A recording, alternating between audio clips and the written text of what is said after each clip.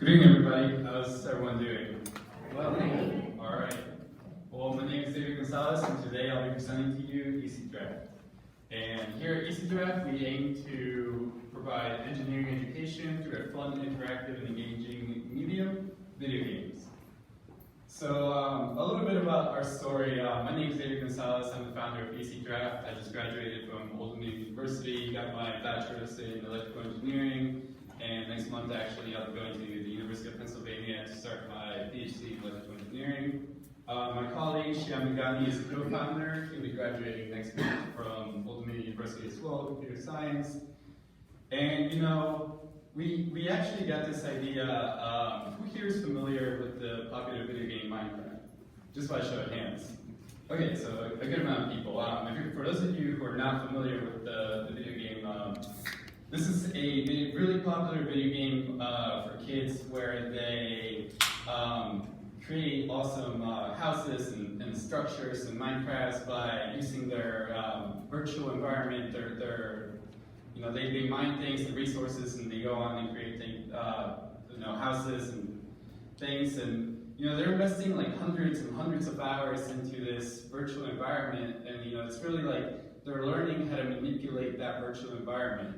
So we thought, why don't we harness that childlike creativity and put that into something more immediately applicable, like drafting, aka technical drawing. So just by show of hands, who here is familiar with the term drafting or technical drawing? Okay, so a good amount of people, yeah. So for those of you who are not aware of what technical drawing is, if I have a three-dimensional object like this and I want to show what it would actually look like on a piece of paper, I would take the front view, draw it in 2 dimensions, the top view, draw it in 2 dimensions, and the side view, draw it in 2 dimensions, and from there you can extrude that and turn that into a 3-dimensional model of what you're trying to draw. So drafting is intrinsically a very creative process. You're drawing 3-dimensional objects in 2 dimensions. So I thought, why don't we make a video game where you draft to create items and then you interact with them in the virtual environment. So here we are trying to provide a solution for this problem that we don't really know what we're trying to fix. So we went out into the field and tried to see what the problem we're trying to fix is. Well, we found out that the problem is not all children in the United States have the opportunity to be involved in engineering from a young age. This is particularly a big problem in lower socioeconomic schools that don't have the resources to spend high amounts of money on engineering materials, engineering labs, or engineering faculty that can teach these principles. Additionally, research has shown that gamified learning through video games, through fun, engaging, interactive things, has shown to be a much better way to learn than traditional paper and pencil methods. So our solution is to create a cost-effective, game-based video game targeted for middle school to high school students that introduces engineering, drafting as a concept, and it's a gamified version of drafting software. There are already drafting softwares out there, like the really popular AutoCAD, where you draft to create 3D images of various things. So why don't we make a nice, fun video game with like a cute texture pack, make it colorful, make it perhaps a campaign mode where you have someone coming up to you being, hey, we're bringing attack, I need you to draw me up a sword, and you draft the sword, and then you can interact and play with it in the virtual environment, and therefore you're learning how to draft. So the social impact of this video game is that children in the Spanish school systems can have access to this cheap video game because it's just it's just the software. You just need a computer lab to run it. And for those students who do not wish to pursue higher education, they have an immediately marketable skill. They know how to draft by using this video game. So they can go on and get jobs as a drafter that make pretty good money, around $50K. And for those kids that are in these Spanish school systems where they might not have the opportunity to go to college and pursue higher education, they'll have this way to go into a high-paying professional job immediately. So now into the game. So we want to use concepts of gamification. Duolingo's actually very good at this. They'll say, hey, you've been playing for like 2 days straight, keep it going, keep the streak going. Here, we'll give you lots of badges. Whoa, you drew something. You know, it really triggers on that sensing that gratification sense in your brain that says you feel good for completing things. So we want to take some of those concepts and turn that into this sort of drafting type game. So where you might have a character tell you, hey, we're being attacked, I need you to draw me this sword or bridge to get across this road or something, and then you go on, you do it, and then you get feedback from the game.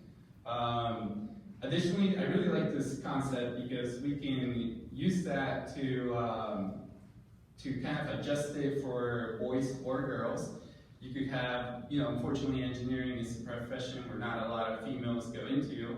So if we make a game that's fun for them, you know, you say, hey, you know, we can customize it. Instead of goblins and bananas, we might have tea parties or draw me this cool house or something, so it's entertaining for everyone.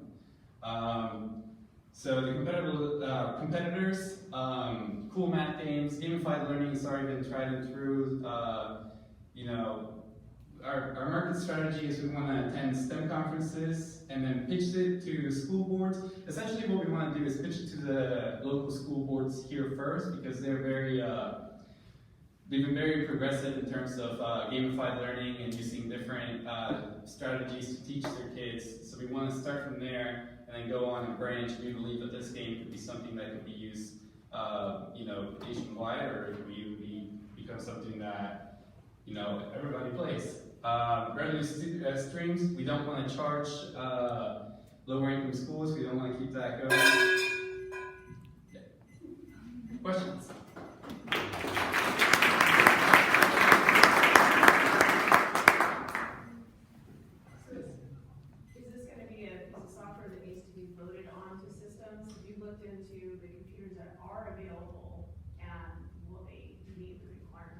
Yeah, so we want to keep the game as low resource consuming as possible. Our minimum viable product is going to be perhaps just a demo where they take you through just one storyline, where they might say, draw me up a sword, and you draw up a bridge, and then something else. Just a demo to pitch to school boards and actually get the funding to then do something bigger, like a open world game where you can draw whatever you want, which is where I see this mission going at the end. You can draft anything you want and then interact with that in your video game environment, then that would be like super cool, however very high resource consuming. So at first, yes, we want to make sure that this is something that, we'll do some research to see what kind of operating system the high schools in the area are using and what kind of RAM and computer power they have to adjust that, make sure this is something that all schools can play. Yes. One comment and a couple questions. So yeah. Great job. Thank you. You're going to go get your PhD. Congratulations. Yeah. What's going to happen with the business while you're? So this is just something that I need to. I just need to make the game and then pitch it to school boards, and then from there, I really don't need to be in a certain location to continue this business venture. So I think this is something I'm gonna keep doing on the side. Mostly I just want to have this as a learning experience. I have other plans to do with my PhD in engineering later. And I want to see what the process of growing a business, getting investors, selling your product, and just seeing that all play out. That's mostly the biggest thing I'm trying to get out of this. Also, I'm very passionate about engineering, science, and education. I would love to see more people join my profession. So that's the biggest thing I would love to get out of this. One just follow-up question. So really difficult to get investors as a side gig. And also hard to scale a business as a side gig. EdTech is notoriously really difficult because of the length of the sales cycle and the procurement process. Have you thought through any of that? No, I've been thinking honestly about there are websites out there where you can pay someone to program a minimum product for you, and then using that to pitch it to school boards, and from there having perhaps my colleague who's in the area scale it up from there. But I mean, it is going to be a very difficult program to code, and I'm definitely going to need some help, some experienced coders to go and do this. But you know, if we can get just some schools to at least get introduced to the concept of gamified learning and education from engineering education from a younger age, and that's all that comes out of this, that would be a perfectly good outcome. If you don't get any venture capital or anything else, what happens? What's next? What's next? What do I need? I just need to find. So what I'm going to do next is go to hackathons to try to find someone who's just as passionate about this project as I am, who has the expertise to go and program this project. Because unfortunately, this is not something that I could do given my business schedule and all. But if I find someone who's willing to go and put in the time with me and make just a minimum product, that's really what I'm trying to do. So going to hackathons is what if I'm getting capital from this, going to do that and finding a partner to do business with would be what the next steps would be. So, David, great idea. I've Yeah. actually been involved in school district and accountability for 13 years. The question I have, a couple questions. Who else do you see you need to have on your team in order for this to fruition? Because you talked about outsourcing natural development game. Who else do you have available to help you?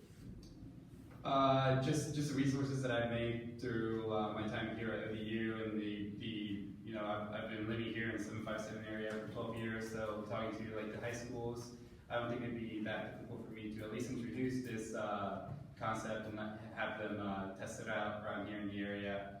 So using that would be best, especially locally, starting from that. So you need to think about closely then the business team, someone who actually knows how to do the nitty-gritty business. I also would suggest that you think about other people who work with kids that aren't school districts.